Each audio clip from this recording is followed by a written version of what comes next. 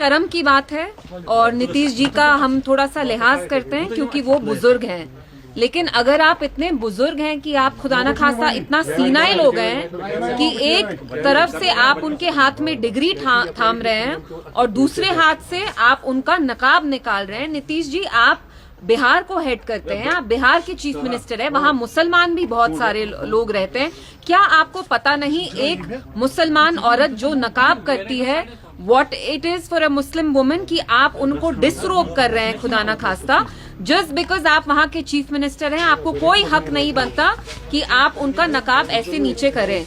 और दूसरी चीज, हमने देखा बिहार में हाल ही में एक आदमी की वहां लिंचिंग हुई, प्लायर से उनके कान काटे गए। अतहर हुसैन करके जो नाम था उनका, क्लॉथ मर्चेंट थे। तो इट्स एक्सट्रीमली शेमफुल। ठीक है।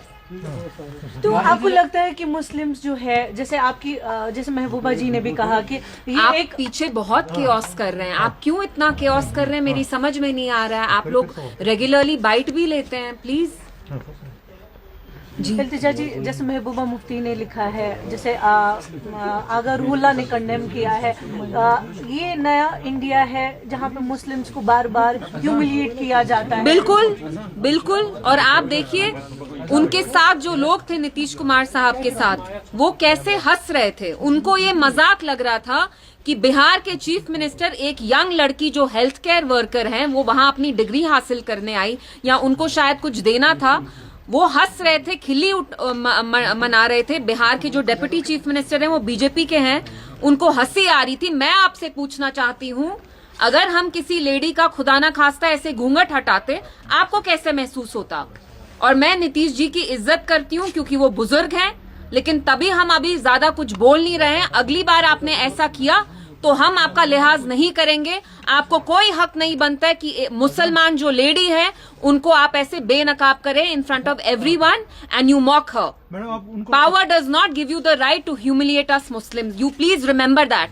एंड अगर आपने फिर से खुदा ना खास्ता ऐसे रिपीट किया, we will have to set everything right.